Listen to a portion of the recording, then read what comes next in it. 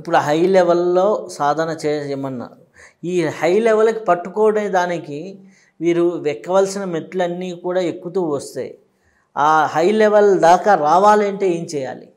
Already పట్టుదల వదలకుండా ఈ అభ్యాసం వైరాగ్యం అనేది భగవంతుడు చెప్పాడు. ఈ పట్టుదల వదలకుండా సాత్విక ఆహారం, మితమైన ఆహారంతో చక్కగా భయాన్ని వదిలేయాలి, కోపాన్ని వదిలేయాలి, మితంగా ఆహారం తీసుకోవాలి, మితంగా ఉపవాసాలు ఉండకూడదు, మితంగా నిద్రపోవాలి, మితంగా మేలుకొనాలి, సోమర్తనాన్ని వదిలేయాలి. ఈ 7 పాయింట్లతో సాధన చేస్తే కొన్ని నెలల్లోనే దైవానుభూతి జ్ఞానం కలిగిపోద్దని ఉపనిషత్తు నాదోపనిషత్తు చెబుతుందన్నమాట.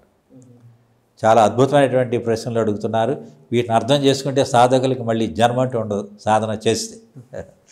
అయితే స్వామి, ఈ మోక్ష మార్గంలో వచ్చేటటువంటి అడ్డంకులు చాలా ఉంటాయి.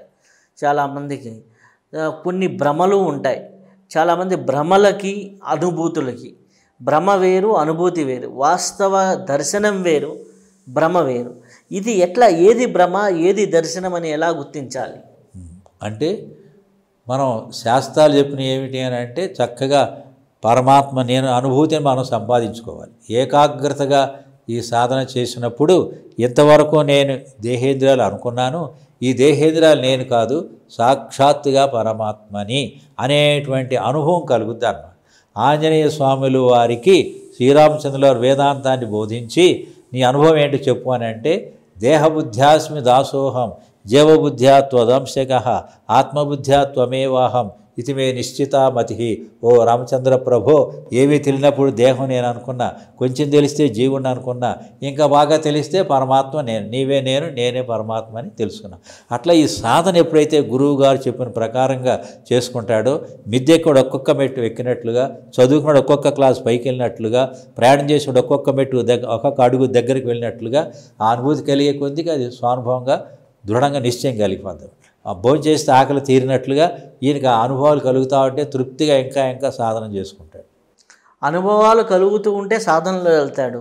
అనుభవాల్ని కొన్ని మాయ కలిగించి భ్రమంలో కూడా పెడుతుంటుంది కదా, ఏది భ్రమాన్ని గుర్తించాలి ఎలా? అంటే ఇప్పుడు ఈ భక్తులు ఎప్పుడైతే దగ్గరకు వచ్చి అనేక విధాలుగా సేవలు చేస్తూ ఉంటారో, ఈ సిద్ధులు అన్నీ కొన్ని ఉంటాయి కదా, వాళ్ళ సేవలకి అన్నిటికీ లోబడిపోయి ఈ సాధన ప్రభావం తగ్గి వాళ్ళ ప్రభావం పెరిగినప్పుడు ఇది తగ్గిపోతూ ఉంటుంది అన్నమాట. అది విఘ్నాలు వస్తుంటాయి. కాబట్టి ఈ విఘ్నాలు రకరకాలుగా వాళ్ళ పరిస్థితి బట్టి ఉంటూ ఉంటాయి. కాబట్టి ముందు ధైర్యంగా జాగ్రత్తగా ముందుకెళ్ళిపోతే విఘ్నాలని పటాపంచలు అయిపోతాయి.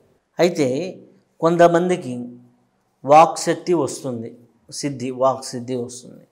కొంతమందికి వారు చూపులతోనే శక్తిపాతం చేయగలరు, మనలో ఉన్నటువంటి ఇదిని చేయగలరు, అంటే మనలో ఉన్న శక్తిని నిద్రలేపగలరు. కొంతమంది మంత్రదీక్ష ఇస్తూ వీళ్ళలో చైతన్యాన్ని నింపగలరు. ఇలా చాలామంది గురువుల శక్తిపాత విద్యలు అంటారు కదా, గురువు శక్తిని కొంతమంది స్పర్శ ద్వారా, కొంతమంది చూపు ద్వారా ఇస్తూ ఉంటారు కదా. అట్లా ఇచ్చినప్పుడు పొందాలంటే ఈ శిష్యుడు ఏ స్థితిలో ఉండాలి?